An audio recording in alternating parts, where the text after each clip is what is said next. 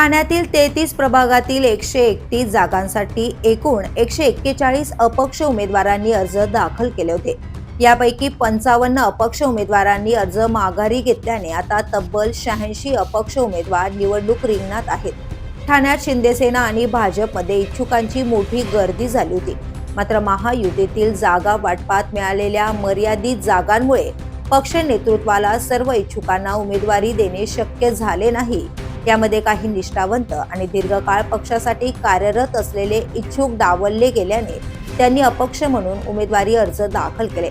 महायुती तसेच आघाडीतील नेत्यांनी बंडखोरांचे बंड शमवण्यासाठी प्रयत्न करत सुमारे 90% बंडखोरी आटोक्यात आणल्याचा दावा केलाय।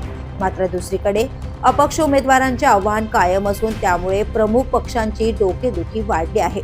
हौस म्हणून तसेच स्थानिक नगरसेवकांच्या कामगिरीबाबत नाराजी व्यक्त करत अनेकांनी अपक्ष म्हणून निवडणूक लढवण्याचा निर्णय घेतला आहे।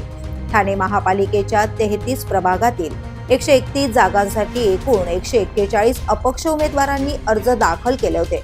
त्यापैकी 55 अपक्ष उमेदवारांनी अर्ज माघारी घेतल्याने आता प्रत्यक्ष 86 अपक्ष उमेदवार निवडणूक रिंगणात आहेत। The police news bureau, Thane.